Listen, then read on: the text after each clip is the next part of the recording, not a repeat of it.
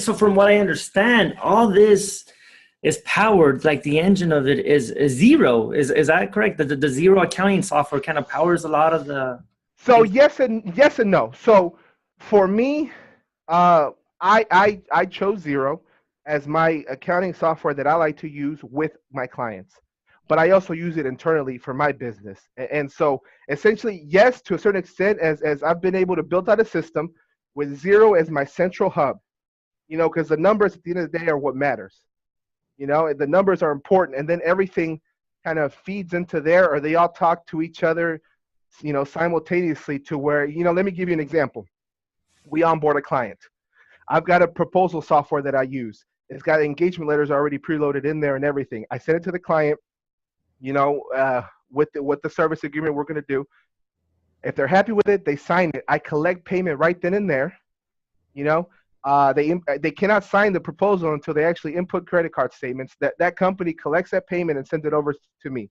Once that hits, creates a new client in Zero, creates a new client in the project management software with the new project, sends them an email, an onboarding email that says, "Hey, welcome to the family. We're happy to have you." And I have a video where I just kind of explain a little bit about how we work, what we do, what they can expect from us, and what we can expect from them. Then that's pretty much it. So I don't have to do all I do by clicking the button, the acceptance. It does all that automatically for me, and Okay. we're still trying to hone in that process a little bit more. But it's just kind of, instead of having to go in and do it and all that, but then so Practice Ignition is the proposal software I use, Okay. bills the client, and then creates the invoice in Zero, and all I got to do is just match the deposit with the invoice, and good to go. So like I said, Zero is kind of the central hub. Yes, and everything kind of speaks to it, and they all speak to each other. There are so many options out there, Tony. It's ridiculous. I mean, there are applications for everything, and it can get overwhelming. And why if anybody's thinking this, like, oh, I want to do that, and I want to use the software he's using, it's just like, take a step back, because what works for me doesn't work for everybody else. You got to look at what your processes and what your systems are in place, how you work, and how those technologies are going to work with you to better with what you're doing. Instead of having to reinvent the whole wheel, why not? You have to take what you guys are doing, and then make sure to plug in the right stuff where it's supposed to be.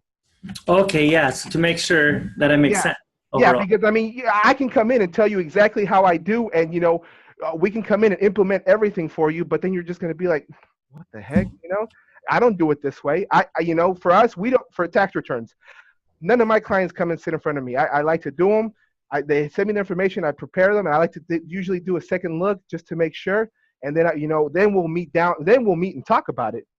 But there are people that enjoy that conversation, that enjoy, hey, they come in and sit down and talk. So some of this stuff won't necessarily work for them exactly, because, like I said, their business model is different. So it's about choosing the correct stuff for your business, not just choosing the most expensive or the nicest software that's out there. It could be intimidating a bit. We were looking at the Zero and the QuickBooks Marketplace, and there's so many of them out there, right? Like, so how do you navigate them? But what did you do? You just kind of demoed the ones that made sense? So I went and I just started demoing like crazy. I literally, for the first probably 3 months of my business, I spent probably 3 hours a day demoing. I kid you not. Just trying to find the Wow. right solution. And then I'm not gonna lie to you. I would implement a solution, and then it's just like, oh, this is terrible. Yeah. This is not what was promised. And then it's like, okay, gotta take a step back. Let's try something else new, and kind of going from there and stuff. And so, but I will tell you this. So, one of the things I love about Zero that's available is the demo company. So they have a demo company built in for us to use. And a lot of these applications, if you want to see what they're like in real time and how they work, and you want to use data, connect it to the demo company, upload that data, whether it's data from another client, doesn't matter, because you can upload it, play with it, see how it all works, and then just reset the demo company back to square one. And to me, that is the most, I guess, that's one of the powerful features that I like about Zero, because I can go in and I literally try to break it every chance I get. Like, okay, I think this is the way it's supposed to work. Let me go into the demo company, upload the information. Okay, doing this, doing that. Okay, perfect. It gives me what I want. Then I can actually go in and do it in the client instead of having to go into the client and then having to, doing reversals out and everything. And then your books start to look kind of sloppy that way. Just because it works for me isn't going to necessarily work for you, because like I said, I do things differently than you do. And it's just, you need to make sure that to find the things that work for you. Now I know you were asking me, it's overwhelming, and how do I find what application to use and everything.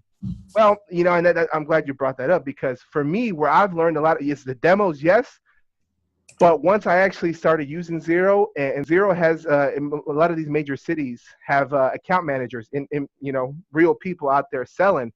And those account managers have done a really great job about building very collaborative communities. So it's great because, here in Houston, we got Jacqueline Velez and Daniel Gallagher. And they are just awesome people because, they create this culture of collaboration. And I have a friend right now. I made a friend through them. There she is, Jackie. So I made a friend through the community that we meet probably once a week or every other week. We either have a phone call or a Zoom meeting, and we just compare applications. Hey, you demoed this, how did that look? Oh, well, I didn't like it this way. I didn't like this, or it had this feature. And we just kind of, comparing and talking to each other and trying to figure out, hey, what works for you, what works for me, and what's out there, and it's a good place. And I know Zero's, they've have another thing too is these 0 hours that they have. They have one every month where it's literally you join a Zoom meeting and they talk about different topics. I know that the topic they talked about last time was application advisory. If you want to get into the actual advising of apps, that's what you would do.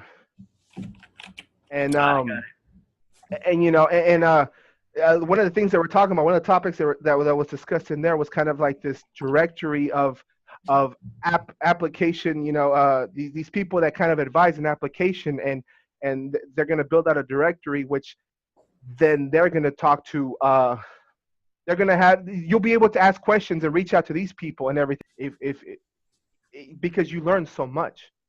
We're actually implementing a new practice management system right now that gives access to our clients to be able to see where we're at on each project, and they can communicate with us directly through that platform. So there's no more having to email. It's like hey, send a chat, kind of like essentially a chat function, and they can chat with us directly and see, okay, the closing of the month for the books for the month, where are we at? Okay, we're missing this, and and we can hold them more accountable because we can tag them on tasks that they need to do. They're like, hey, we're waiting on you, and send them reminders like, hey, you need to do this, and get a more collaborative, more be more open with them. That way they understand what's going on, and give them, I guess, more access to us, which is what I want to do.